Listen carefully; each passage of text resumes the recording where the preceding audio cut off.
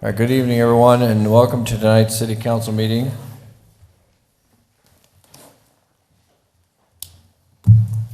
Tonight, the first item on our agenda is our invocation, our Pledge of Allegiance.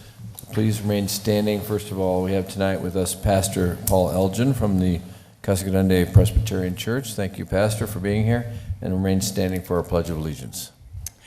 Thank you, Mr. Mayor, City Council. I wrote a scripture before I begin praying tonight from the book of Proverbs, chapter 8. Wisdom says, "By me kings reign and rulers make laws that are just. By me princes govern and all nobles who rule on earth. I love those who love me, and those who seek me find me." Let's pray. God, we know you are a generous God and you love to give. We know that you will give your wisdom to anybody who humbly asks for it. So we ask your gift for us that we may do what is right and just, and so that we may live successful and abundant lives.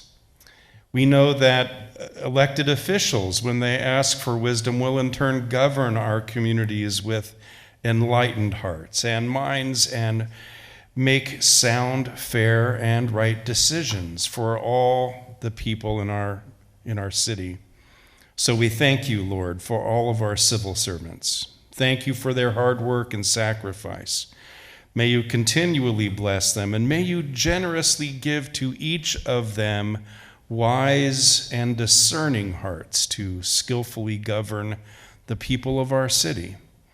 Give the mayor, the city leaders, the staff, and the city council wisdom so that they may solve problems, distinguish between right and wrong, bring order, stability, and prosperity to our community. Amen. Amen. Please join me for the pledge. I pledge allegiance to the flag of the United States of America and to the republic for which it stands, one nation, under God, indivisible, with liberty and justice for all. Thank you, Pastor. Appreciate it. Thank you, Mr. Lavender. I'll let the roll call show that all members of the council are present. So noted. Next item is item C, which is the minutes. Mayor McFarland, I move to approve the City Council regular meeting minutes from April 17th, the Casa Grande Police Personnel Retirement Board minutes from January 19, 2023, and also the Casa Grande Police Personnel Retirement Board minutes from March 6th. I move for their approval. Second. I have a motion and a second. All those in favor signify by saying aye. Aye. Any opposed? All right, next item is item D, claims against the city. Mayor McFarland, I move to accept and pay the claims dated April 12th through 25th, 2023 as presented. Second. I have a motion and a second. All those in favor signify by saying aye. Aye. Any opposed? All right, claims are approved. Next is our meeting agenda approval. Does anybody have anything that you want to change on the agenda on the council? On staff? Yes, Mr. Mayor. At the request of the applicant, we are asking that items L2 and L3 be tabled as part of your adoption of the actual agenda. And if I can, Mr. Mayor, there may be individuals that are in the audience tonight. Item L2 is the public hearing and consideration of the approval of Resolution 5273.19, adopting a minor amendment to the City of Casa Grande General Plan 2030 by changing the land use designation from Commerce and Business Community Corridor for approximately 120.9 acres of property generally located near the southwest corner of Cottonwood Lane and Interstate 10. And item L3 is a public hearing and consideration of the ordinance number 1178.432, which is amending zoning and its subsequent amendments by changing the zone from urban ranch to Casablanca planned area development on property located generally near the southwest corner of Cottonwood Lane and Interstate 10. As I've said, the applicant has asked that those items be tabled through May 15th meeting. So we're going to postpone them to May 15th. 15th, our next regular council meeting. Okay, so we'll postpone these two items, so L2 and L3 until May 15th. All right. Anything else? Okay. All right, seeing none, then I'll entertain a motion to approve the agenda as amended. So moved. Second. All right, a motion and a second. All those in favor signify by saying aye. Aye. Aye. Any opposed? All right. The agenda is approved. Please note then, we'll take off L2 and L3 off your agenda for tonight.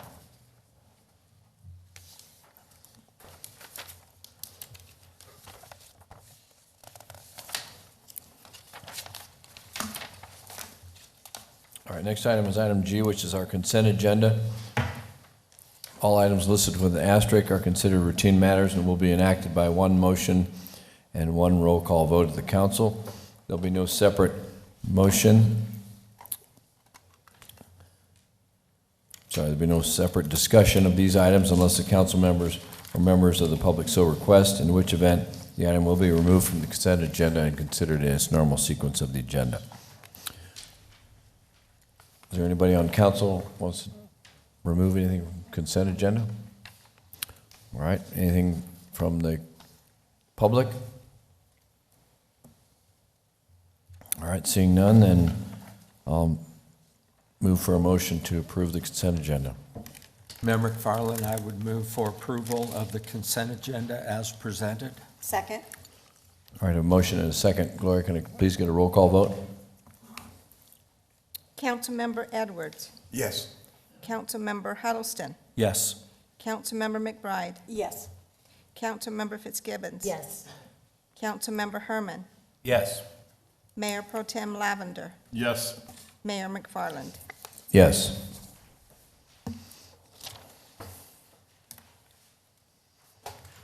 All right, next is our public comments. This is the part of the agenda where we open the floor to the public. This is an opportunity for anyone to address the council at this point in time. And just a reminder that this is a public comment section which is not agendized, so as a fact that it's not on the agenda, we can't comment on it from a council perspective. And I would ask you to state your name as you come forward, and also remind you that you have 3 minutes to comment. And at the end of 3 minutes, we would ask you to conclude your comments.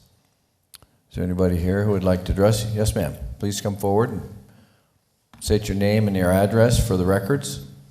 And remember, we can't comment on it because it's not an agenda. Thank you. Thank you. I have two things tonight, really. Jean Henderson, my mailing address is 350 East 6th in Casa Grande, 85122, and I want to say thanks be to God.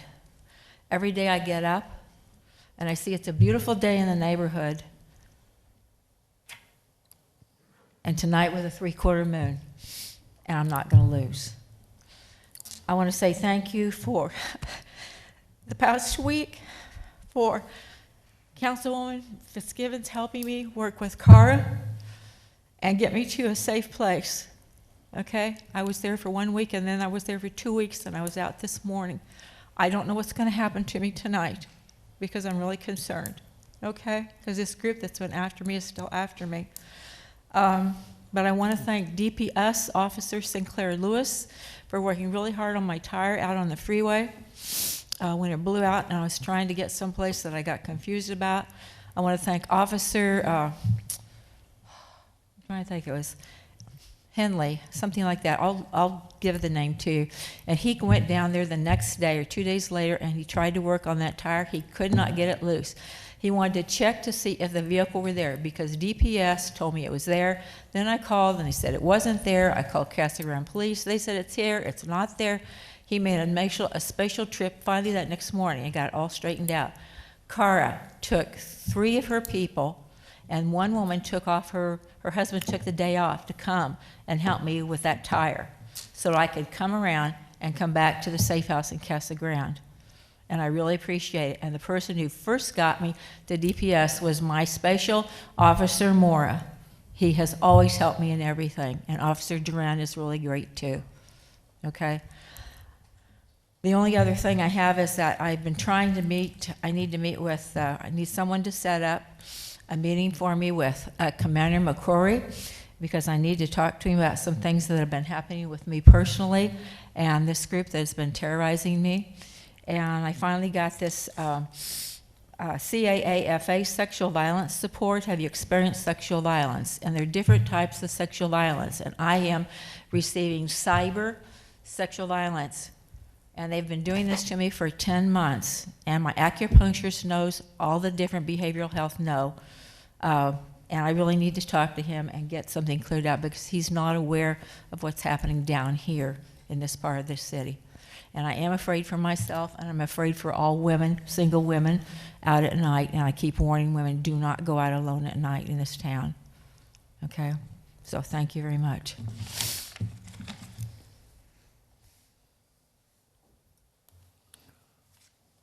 Yes, ma'am. State your name and your address for us, and please remember 3 minutes, please. Hi, I'm Brenda Jackson, and my address is 1110 North Inez Road. I'm over at Palm Creek, and I've just newly moved here, and I just wanted to say hello, and I'm so grateful that you allowed me to come. I learned about a half hour ago that you were having a meeting. I come from Portland, Oregon. I'm very involved in city politics, and I'm just interested in getting to know you, what your thoughts are, what you're doing within this fine city, and just wanted to say hello. That's it. And I'm very blessed to be here, very blessed. Welcome. Welcome. And hello. Anyone else here tonight? Yes, sir. Please state your name and your address, please. Thank you. My name is Scott Farley. I live at 513 West Manor Drive. And basically, I want to bring up the alarming rate of how we're losing our elderly people because of Oasis and Banner Hospital's incompetency. I lost my mother due to those people. She died from a bed sore that she got in 1 month. In the same month, it got infected and she died. And I also want to bring up the fact that how it's hard to get your name on the ballot to run for mayor of this town, because every time I tried to get a signature, I got ran off from Walmart and all the other places. Because, sorry, Mr. Mayor, I could do a better job. Thank you. Anyone else? All right, seeing no one else, then we'll close the public comments and we'll move to item I-1.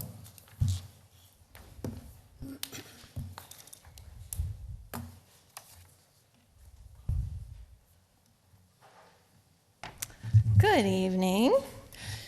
Some in this room may say that I have a thing for bookmobiles, and they're totally right. I thought it was books. Both. Bookmobiles filled with books. A bookmobile is a miniature library on wheels. They're magical. And a cost-effective way to spread library resources all over the community. So we have operated a small bookmobile service since 2006, when we used grant funds to purchase a Ford Super Club wagon and then outfitted it with bookshelves. Because of the size of the unit and because of the limits of our air conditioning, we only used it in the wintertime. So our focus was on the retirement communities, and they appreciated the bookmobile service. But that was in 2006. So for several years, we've been requesting a replacement bookmobile. This year, our CIP request was granted, and the Friends of the Library offered us $32,500 in matching fees also.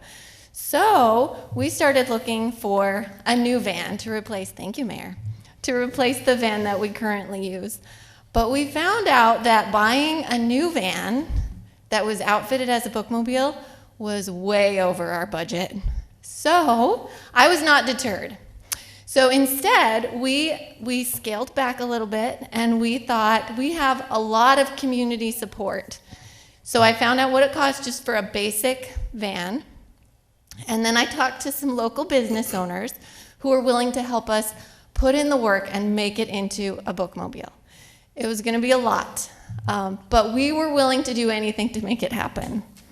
Then fortune smiled down on us, and we found a gently used bookmobile for sale by another public library in Illinois. And they dropped their price, and it was within our budget, which is really important. This 32-foot bus, which you have pictures of, is handicap accessible. It has wooden bookshelves, 2 auxiliary AC units, an awning for shade, and 1 brand new generator. The best part is that it's only $64,000, which is within our budget and only half of what it would have cost us for a smaller van that was brand new.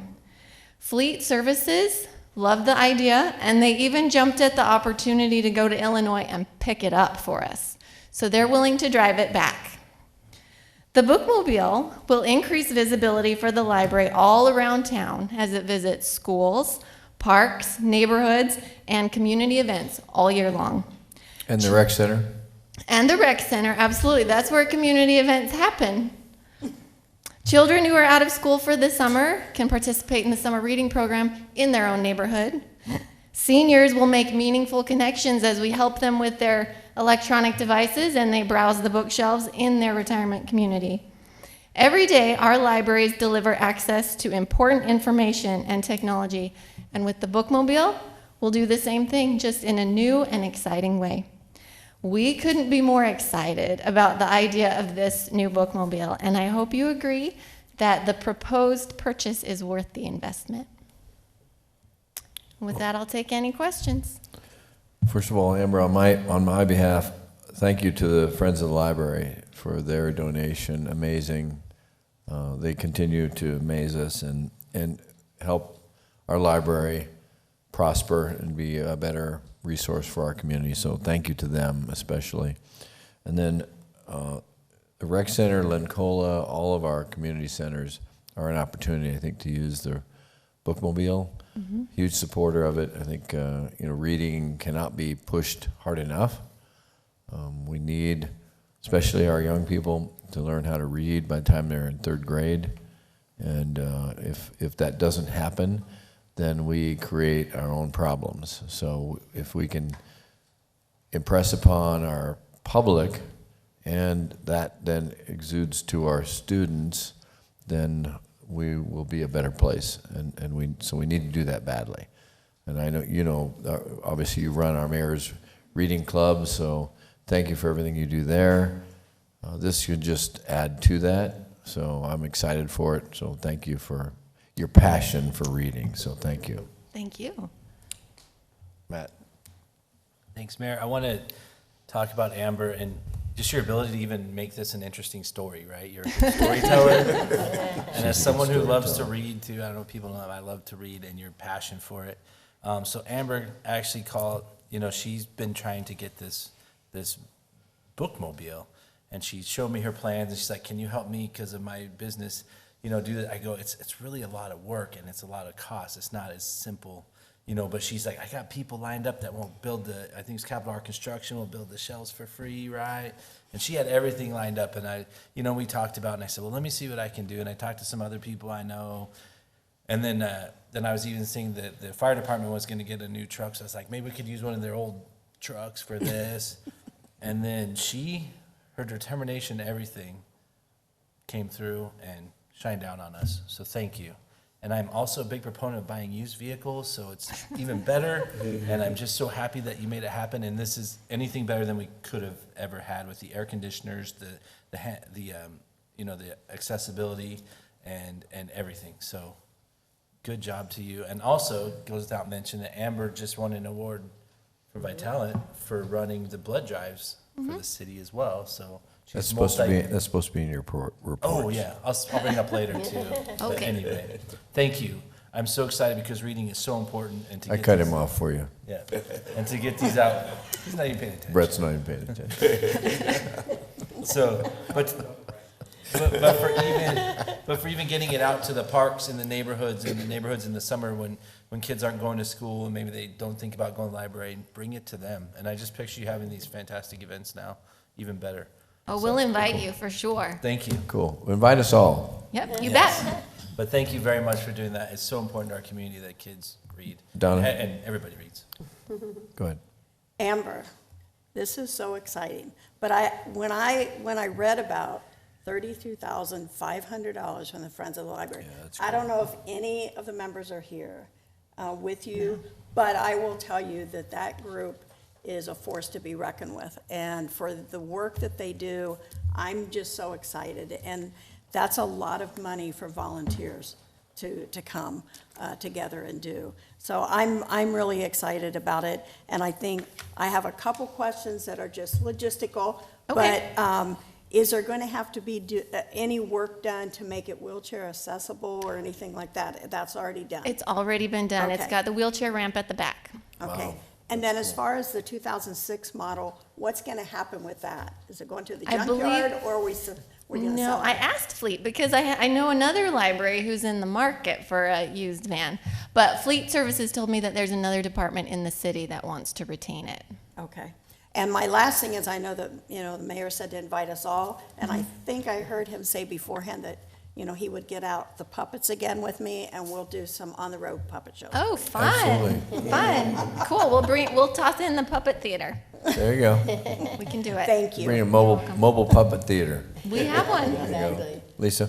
Well, and congratulations, Amber. Of course, your energy and everything, you're not going to give up. So I'm so happy you found this.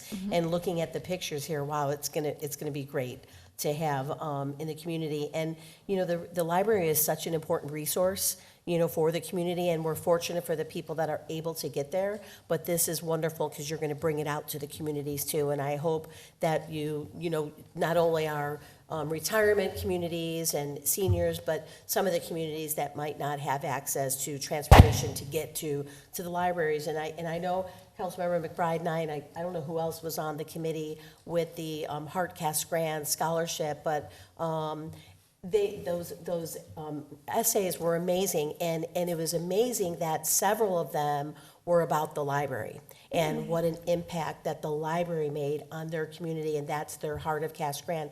Not that it surprised me, but in a way it did for young people to say how important the library is. And so they were just such great essays and a tribute to what you guys do, to make an impact on these young people. So having something like this, I'm just so excited, and I'm glad you got the support, and of course we'll be here to support you, but it's going to be great going into the community. So thank you. Thank you.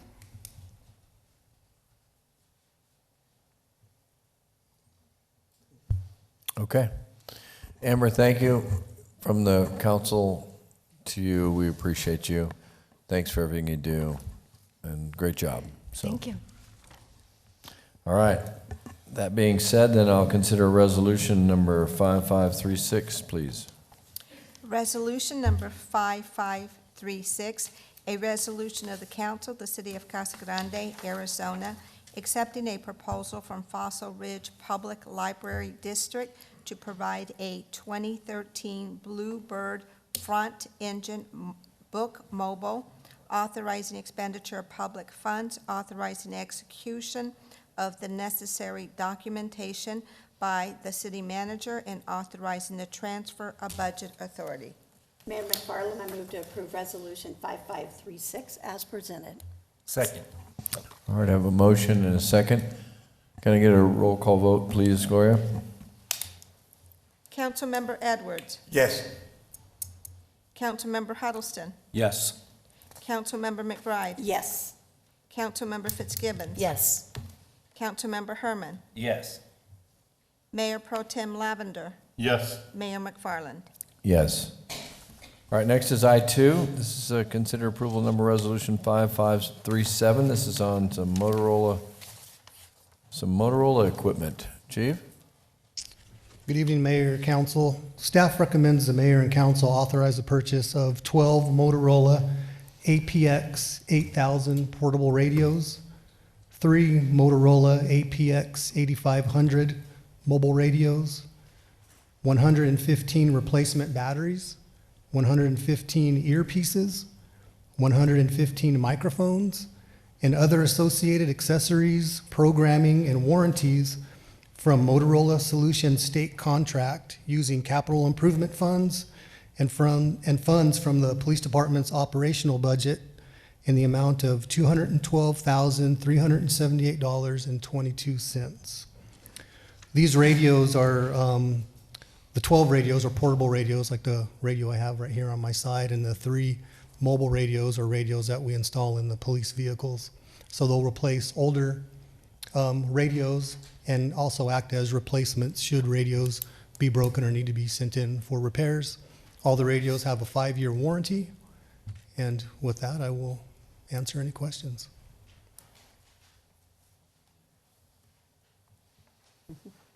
Not quite as exciting as a bookmobile, but You know, I thought about asking Amber to come up here and do this for me. I'm sure she could have made it pretty good.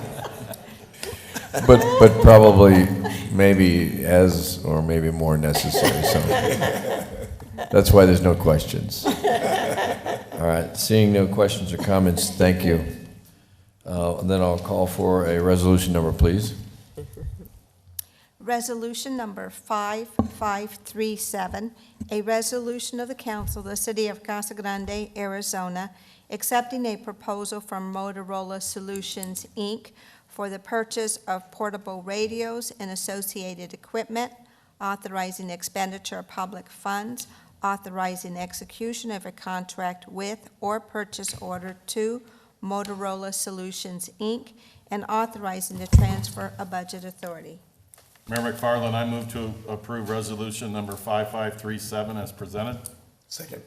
I have a motion and a second. Gloria, can I please get a roll call vote? Councilmember Edwards. Yes. Councilmember Huddleston. Yes. Councilmember McBride. Yes. Councilmember Fitzgibbons. Yes. Councilmember Herman. Yes. Mayor Pro Tem Lavender. Yes. Mayor McFarland. No. Yes. Sorry, when did I say no? Yes. Still would have passed.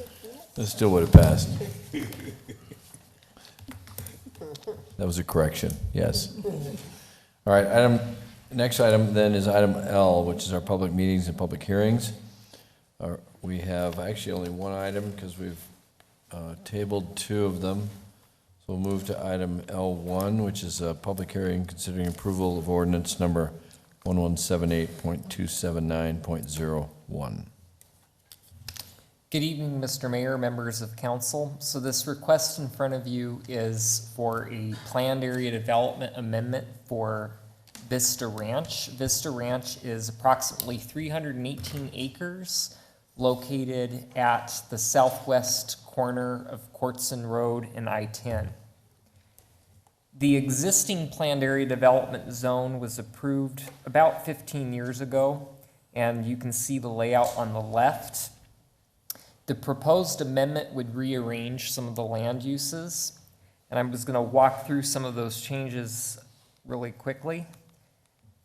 Firstly, the largest change is the realignment of Hennis Road. In the currently approved PAD, it enters into the site about midway along the south boundary, and it continues northeast and exits at Quartzon about a quarter mile west of the future Quartzon I-10 interchange. The amendment would shift the Hennis alignment so that it follows its western boundary for a good portion of the site before it starts to curve to the northeast, and it exits at Quartzon about 3/4 of a mile west of the future Quartzon interchange. This is a significant and beneficial change because Hennis is designated as a principal arterial road designed to carry a lot of traffic, and so by shifting it more towards the western boundary won't cause a major bifurcation of the development with the uses having to be programmed both east and west of that roadway. Another change is that the commercial area has been relocated and reduced in acreage. And largely in place of that commercial area is an expanded multifamily area. In the area where the commercial was designated as a proposed high-density multifamily area that would allow up to 45 dwelling units per acre. And then south of that high-density area is a multifamily node that would allow between 12 and 24 dwelling units per acre. And then further south would be 0 to 12 dwelling units per acre. So there would be an increase of maximum achievable density. In the existing PAD, the single-family area would allow up to 3.3 dwelling units per acre, which would yield about 792 homes. And the multifamily area would yield about 320 units at 16 dwelling units per acre. The proposed PAD, in compliance with our newly revised residential design standards for planned area developments, would allow an increase of up to 4.5 dwelling units per acre for the single-family site, and then it would average out to about 29.7 dwelling units per acre for the multifamily. I should note that this area does have certificates of assured water supply. It was issued for 792 single-family homes and 320 multifamily units. There is belief that there is an allowance for an increased number of certificates if it can be demonstrated that no more groundwater is going to be withdrawn to serve the higher number. And developments have been successful with getting that increase through Arizona Department of Water Resources. There's a number of criteria that have to be addressed in order to support a zone change or a PAD amendment. I'm going to just focus on the highlighted items. The first that I want to talk about is conformance to the city's general plan. Most of Vista Ranch sits within the neighborhoods category, but in the northeast corner of the site nearest to the future interchange with Quartzon and I-10 is an area designated for commerce and business. Now, in the neighborhoods category, commercial sites are allowed up to 30 acres, and the proposed commercial area is about 24 acres, so it meets that general plan criteria. Single-family areas are allowed up to 4.5 dwelling units per acre, and then you can have multifamily generally up to 24 dwelling units per acre, depending on the individual site size. And then also within the Casa Grande general plan is the north-south Casa Grande linear park trail, which this PAD does accommodate for. It would follow the Cox Road alignment along the eastern boundary of the site. In the small area that's designated for commerce and business, within that general plan category, a number of uses could be supported, such as light industrial, commercial, or multifamily up to 45 dwelling units per acre. And they are proposing a multifamily to meet that density allotment.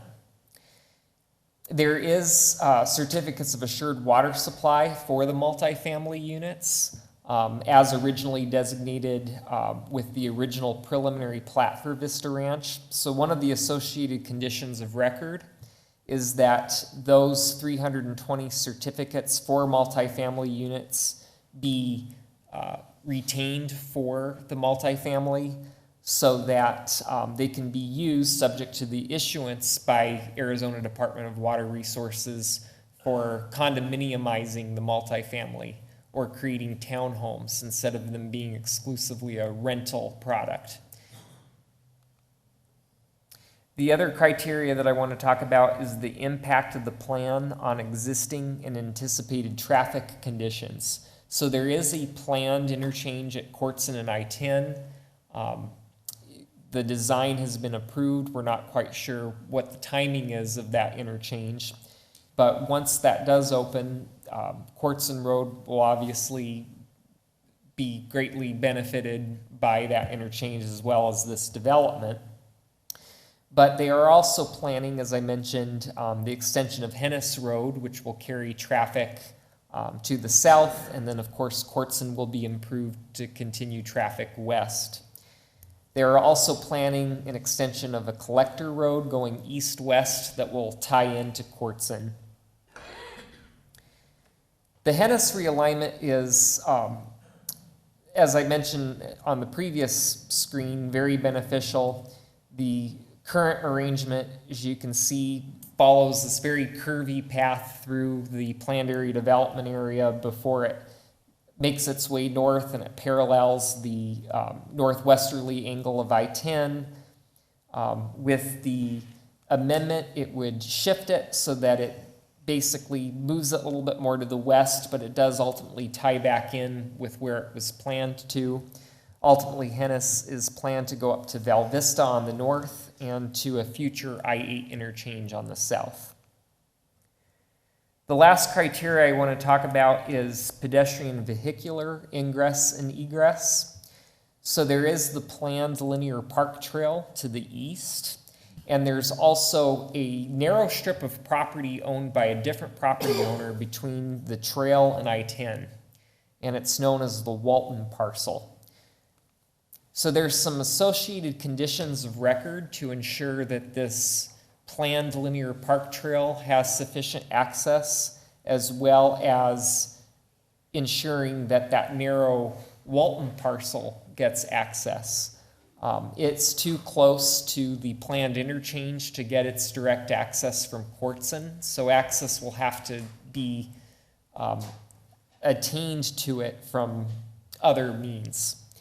So prior to major site plan approval, access to the regional trail will be provided, and then prior to major site plan approval of the Walton parcel or parcels abutting the Walton parcel within this PAD, whichever is first, owners shall make all commercially reasonable efforts to come to an agreement to provide appropriate reciprocal vehicular access easements or rights of way. Regarding the public notification process, we met, which is required by code. We did receive 2 inquiries. One was from the ownership of the Walton parcel, and one was from the Arizona State Land Board. They're the landholders to the west of the Vista Ranch PAD. They just had an inquiry about the Hennis alignment. After sending both of those inquirers the information about the PAD, and the recommended conditions, there was no further follow-up by them. At its March 2nd meeting, Planning Commission voted unanimously to move forward to City Council a recommendation to approve this amendment, subject to technical modifications and conditions. Since that time, the technical modifications have all been addressed. And so tonight you would be considering approving this PAD amendment subject to 5 conditions of record, which have been included within your staff report and are on the screen, and I'd be happy to discuss any of those with you. And that concludes the presentation. So, Mr. Gagliardi, a couple of questions. There were only 4 members at the last P&Z meeting? Yes. Okay.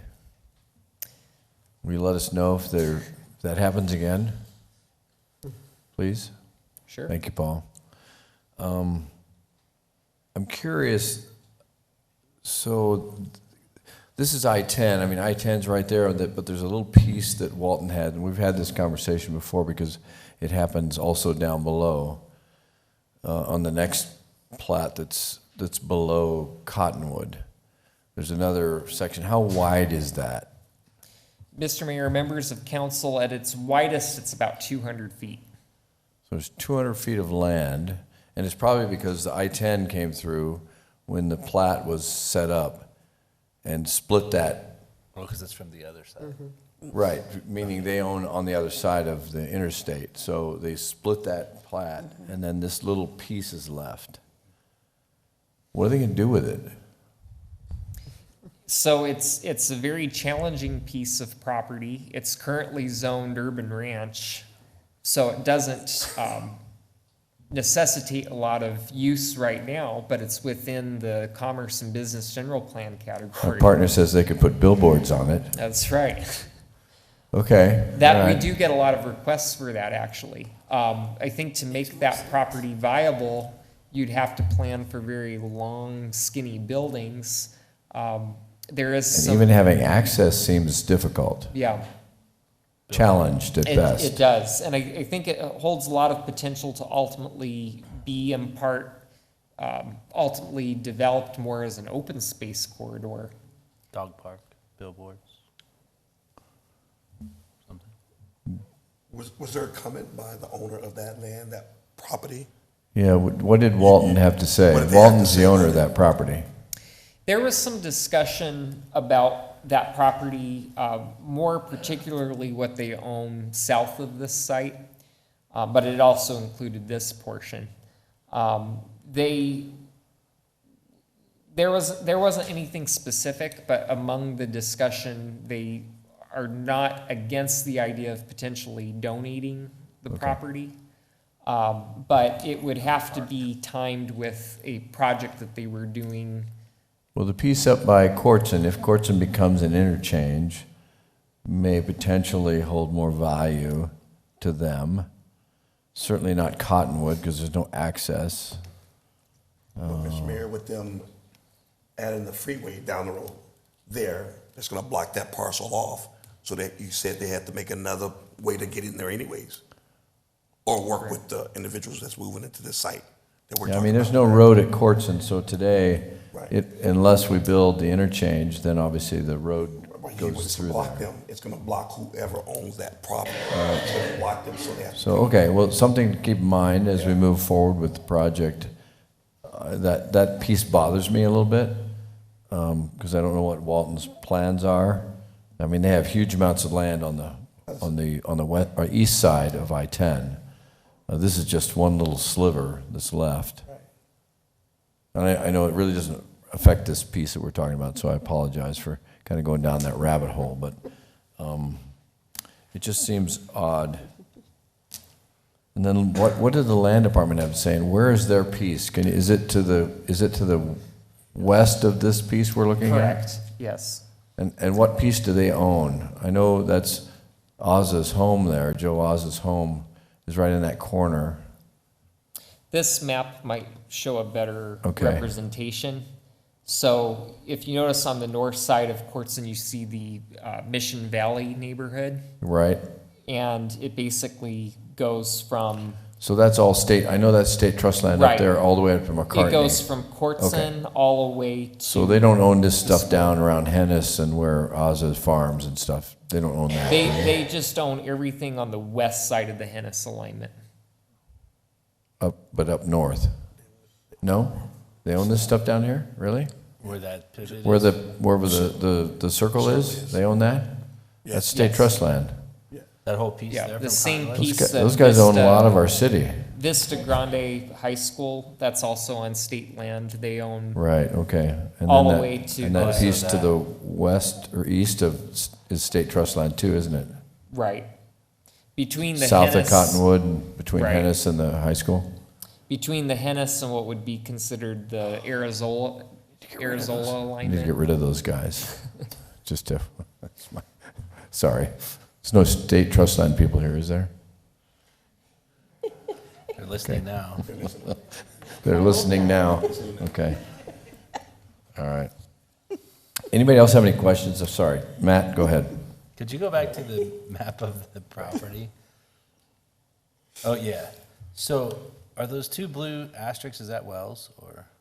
No, those two blue asterisks indicate possible drainage inlets and outlets. Because Okay. one of the future plans, should this be approved, is then they have to submit for plating and they have to conceptually show how they're going to address the conveyance of the drainage that exists on the site. So number one, I really think that moving the Hennis Road alignment was a great move instead of looping all the way back around. But the question I have, so in the original PAD, the commercial was at I-10 in Courtson, and then, right, yeah. And then, as a planner, I'm asking your expertise, because now they're wanting to put multifamily close to the freeway and move the commercial. I mean, in my limited experience, I think commercial would want to be at that hard corner, but does multifamily work there? I mean, I see a lot of it, multifamily along freeways. Do you have any issues with that, or just, you know why they did that? I mean, Mr. Mayor, Councilmember Herman, I had the same observation when I had had my beginning discussions with the applicant. Their explanation made sense, though, which is, although for visibility purposes, that commercial's great right next to I-10, the access would actually be rather problematic. it's kind of like Cracker Barrel, probably. Right, exactly. By the time you make it off the ramp of the interchange, you've already passed the commercial, and then you have to make a turn, and then so by shifting it further west, it allows vehicles more time to get to that area. And as a PAD, they still have an opportunity through a comprehensive sign plan for signage for that area. And it's, whereas the multifamily doesn't have to be as sensitive to point accurate access with regard to, you know, if you miss a turn, you've missed an opportunity to sell a bag of chips. Right. So, and it will also have an opportunity to be very visible from the interstate. Yeah, it makes sense, and plus with the Hennis there, but I was just curious, but thank you for the explanation.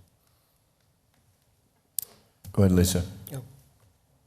No, I agree with Matt as far as the alignment. I like the proposed, but I also like the idea of using the certificates for condominiums and townhomes. So I'm really hoping that they do, because you know we talk about that, and there's definitely a need in the community for that. So I was happy to hear that that's something that will be considered for this. So, Bob?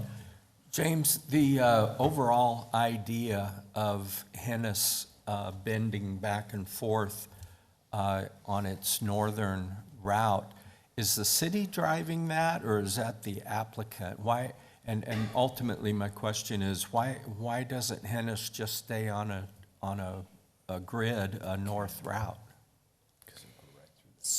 Mr. Mayor, Councilmember Huddleston, the curviness of Hennis has been on our general plan for a number of years and in our small area transportation study.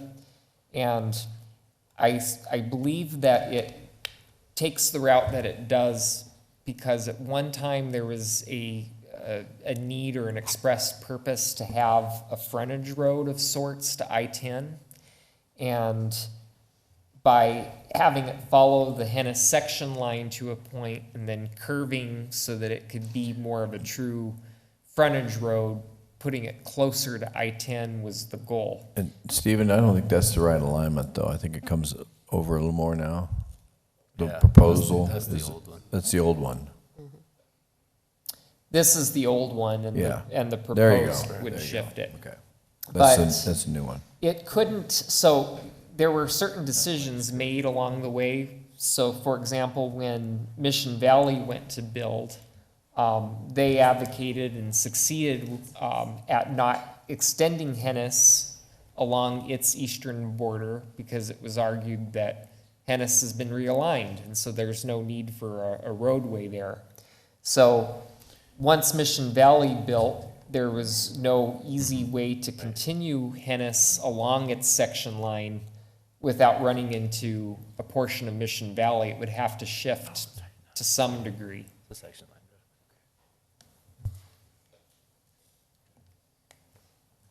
line. Okay. Anyone else? All right.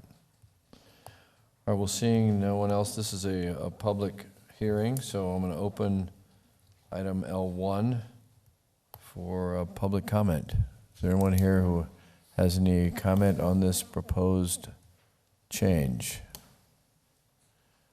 Please remember, you have 3 minutes, and state your name and your address.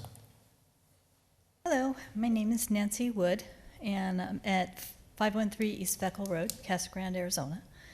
And I came up only really to address some of the environmental things for Casa Grande. I don't have any real issues or anything that I have to say about the development itself. It would be nice if they utilized maybe some condominiums, because that's something that we really don't have here in Casa Grande, if they have the option to do something like that.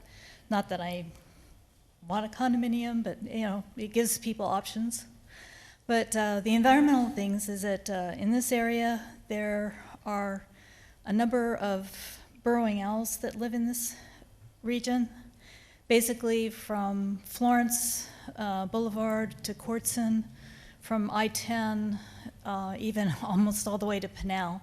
There's a whole section where a lot of our local burrowing owls reside in these areas. And just to the west of this development, which is on the state trust land, there's a large number of them. So there's probably owls on their property also. So it's something that they would need to do a site survey to see whether there are burrows on their property, and I hope that they would get somebody to do that before they do groundwork. And I know there are great horned owls I've seen in that area. There's lots of hawks in that area. There's a lot of wildlife, partly because of the agricultural things that we've had in these areas have attracted quite a bit of wildlife and such. And so I hope in their planning and development that they would, you know, take that into consideration, and if they're needing to plan for water drainage and things like that, that they incorporate natural kind of vegetation and water harvesting that would maybe accommodate some of the wildlife that's already there, because a lot of that wildlife is actually very beneficial because it provides, you know, rodent protection, rodent control, that we don't have to put poisons out that are dangerous to all of us. So, and they're free. So, and they give us a lot of pleasure. So that I hope this company can plan and utilize the areas that they're going to develop to protect our wildlife that is here in the city. So that is all I really have to say for tonight, and I wish everybody a good night. Thank you. Thank you, Nancy. Anyone else? This is item L1.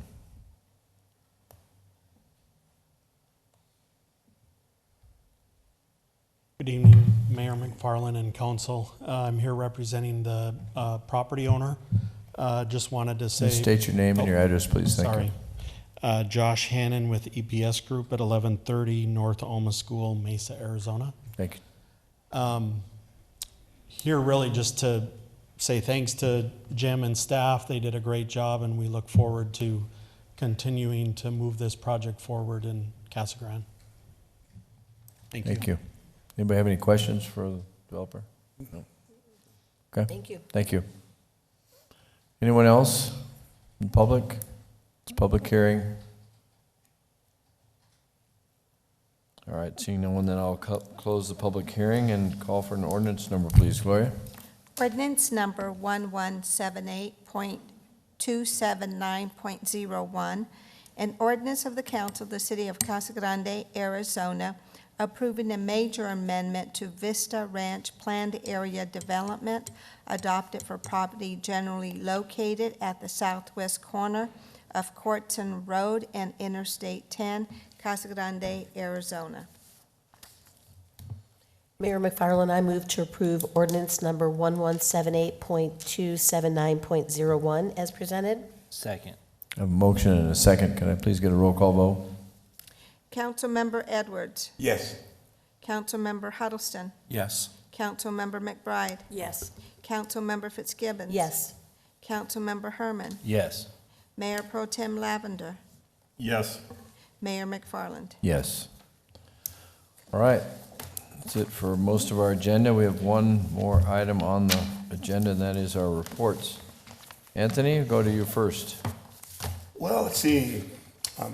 Had a good time for our police department, had their golf tournament enjoyed playing with our mayor as well as Councilmember Lavender. Enjoyed ourselves as well as with the firefighters as well. We had tournament a couple weeks before that as well. Enjoyed that. On this past, I believe that was on Saturday. That was on Saturday, but also we had a high school, we had a football camp, and I'll let Mr. Lavender go into details of that, which the Arizona Cardinals came down, cheerleaders Big Red, and there was 4 other players from the Arizona Cardinals came down, and we put on a camp for the youth at Vista, and there's also, our ladies was there as well, and they practiced with the guys. It was a great camp, and I know Mr. Lavender hit on the details of it because we had received some money to our district, and so thankful for that. And the Arizona Cardinals and Arizona Dairy, I believe, that presented that check. Looking forward to have another camp coming up for all ladies that is coming up, flag for flag football. And that's gonna be on the 16th. My time is out. Tuesday the 16th. Tuesday the 16th, there at Vista as well. So I'm gonna enjoy training our women once again. I think this is our second camp. The first camp that we had, we did with the 8th graders. A lot of the junior high schools came together. We had over 100 for that. And we have some talented female football players in Casa Grande, and fast. And so. Nice. That's it. All right. Donna? Just a couple things. Summer internship program is now open for high school and college students, so there's information on the website about that. The mayor and I went to GPEC reception last Wednesday, and I just wanted to do a shout out to Richard because we met a lady that was there with some folks from Taiwan that just could not say enough about Richard Wilkie. And she was just all over how professional he was. So thank him for that. Also, Gloria, it is National Professional Municipal Clerks Week, and so thank you for your office and all that you do in representing us. So yeah, that's it.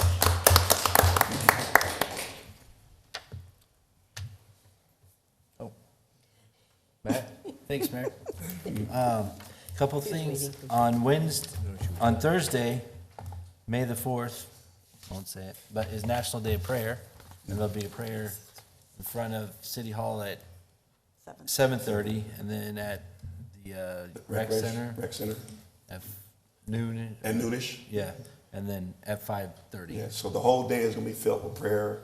The different churches throughout our city are just coming together for that. And so instead of just doing it at one time, like in the morning, they're doing it all day. It's we're all coming together for that. National Day. National Day of Prayer. All right. And then I heard on the news on the way over that our officer that we lost, Chewy Laura, is going to be honored on the Arizona Peace Officer Memorial tonight. So that's sad, but kind of important, very important. So And Thursday. And Thursday. Pinal County. In Pinal County. Okay. Today was the state, and then Thursday. Capital. And then this Saturday is the Arizona Youth Government Summit, and put on by our Youth Commission. They're going to have commissions from around the state as well as local clubs and student councils, and it's free for everyone to participate in, thanks to donations they've gotten and work they've done, and it's free food for the participants and goodie bags, and thanks to everyone in the city that's helped and around the city for donations. So it's going really well, and it'll all come together by Saturday. I'm very confident. As you can see, we're under great leadership from Anthony earlier. And last weekend was our first, 1 week ago Saturday was our first kind of warm day. And we had our day of shredding out at the First American Credit Union. And the Youth Commission raised over $2,000 that day from their shredding and shredded a couple tons of paper. And we wanted to thank, we forgot our sunscreen, so my neck got red, and we had that. But the firefighters local group donated breakfast to the kids too, so we got Dunkin' and coffee. So that was a lot of fun. So it was a great day, and we were kind of limited on our youth commission because there was lots of AP testing and prom that day. So we were a small but mighty crew, and it worked out very well. So thank you for everyone who came out. And the mayor got some family heirlooms back that he inadvertently threw away in his shredding. It was pictures. At least I brought some stuff. Mr. Lavender? Well, Anthony was talking about girls flag football. The AIA has approved that as a sanctioned sport next year in Arizona. There will be 30 5A teams in the state, and Vista Grande and Casa Grande Union will be 2 of those 30 teams, and there'll be 26 6A teams. And so on May 16th, Anthony Edwards, Randy Robbins, who we honored his retirement a year ago, has been talked out of retirement, is coming back to be the athletic director at Union, as well as our new Vista Grande athletic director, Louis Ramirez, who attended Union as well, are going to be our athletic director supporting that event. Anthony also talked about the Play at 60, which is an NFL initiative to get kids to get out, put the video games down and get outside and play 60 minutes a day. Each of the 32 NFL teams across the country sponsored one school that is doing outstanding things with that program. And Vista Grande was the school that was selected by our Cardinals. So it's one of 32 schools in the nation. The program is spearheaded by Cedric Collins, is doing a wonderful job. We had 4 Cardinals come out. We had United Dairy come out, who was also sponsoring this program. They gave $10,000 to the district. While we were there, Coach Roberts was talking about all the away games next year, and I said, well, the money's yours to support the trips you're going to be making since it's a school thing. So that's exciting. It was fun to play in the golf tournament. Also, it's a great way to remember Chewy Lara, the officer we lost, and peace officers. It was a good time. And talking about next week is Teacher Appreciation Week from May 8th to 12th. So please, let's make sure our teachers know how much we appreciate all of their efforts. Lisa? Well, I know everyone covered a few things, but I wanted to just touch on the internship program, that is open until May 12th. So all of those that are high school students and college students, it is a paid internship, and it's through May 12th, the application's open. And then a follow-up on the National Day of Prayer all day, but the set times are 7:30 a.m. is here at City Hall, 1:30 is at the Rec Center, and then 5:30 is at the Rec Center. So if anyone wants to go, those are the times that'll be the set days, even though, or times, whatever. They're going to be praying all day, the National Day of Prayer. So is that right? The times? Yeah, 1:30 at the Rec Center? 1:30? Yes. 12:30 to 1:30. 12:30 to 1:30. 12:30 to 1:30, Yes. and then 5:30 to 7. Yes. On the other one, okay, at the Rec Center. So just to follow up on, we had a study session a couple weeks ago on the Faith Alliance and the I Help, the Interfaith Homeless Program, and that is going to be starting on June 4th. And so I know we talked about it in length with the presentation, but just the mayor came to the Faith Alliance meeting, the pastoral luncheon, and everyone really appreciated you being there and all the support you've given and all of the city staff. So just to confirm, we will not publicize the days of the locations of the church, just for safety reasons for the homeless. But as far as the churches participating, it's St. Anthony's Catholic Church, Crossroads Church, Mayor helped us with that one too, First Presbyterian Church, Calvary Chapel, and Trinity Baptist Church. So we will be rotating every week, and so we have this schedule set until September. So we'll hopefully have that calendar for all of you just to have, and we'll also be providing it to the police department. But again, thanks, Larry and staff for everything, the police department. We're moving along. There's a lot of people that are really excited about it, and we're hoping we test it out. And thank you to the dispatch for the stories, because seriously, people are, come up to me and just say, oh my God, I'm, so excited about this. And so we're really excited to test this out and move it forward. So, but I will definitely get that information once we have the calendar set and the days, because it's not going to be the same day of the week. It'll be different days. So we'll have that for everyone. So that's it, just to follow up. Thank you, Lisa. Bob? Mayor, I represented last week at the monthly Central Arizona Governments meeting. And, thank you very much, by the way. You're very welcome. And once again, nothing noteworthy for Casa Grande, but I'm there just in case. Just in case. And the only thing I have on my calendar this week is Congressman Cisco Manning coming to town tomorrow, so I plan to attend that. That's it. All right, thank you. Well, since everybody kind of reported on everything that I was going to report on, I don't have a whole lot. I do want to just add to that a little bit. We do have a Fire Recruit Academy graduation next week. It's going to be on May 11th up in Mesa. And Chief, how many are we graduating? Four? Four. So we're graduating 4 new fire recruits next week, so that'll be exciting. I'll be there for that. And we do have every department, for this internship. I mean, we're talking city manager's office to attorney's office, planning development, community services, public works. So, if you have any interest in any part of city government, please apply for that. It's a great opportunity, I think. And then we do have a Banner Health, Pinal County, and Sun Life Pinal County Health Improvement Work Group that will be meeting next week. Actually, it's on May 16th. So that'll be interesting to see what we've got going there. And continue to work with groups. I met with another young lady today that does youth mental health. And so hooking her up with our CG Helps group and getting her involved in everything from, CG Alliance to the Boys and Girls Club to try and, do some positive things for the mental health of our youth. So I think that we can't do enough of that. And so that's all I've got. And y'all have a great rest of your evening and great rest of the week. Thank you very much, and meeting adjourned. So yes, so somebody is doing it. Good. Yeah.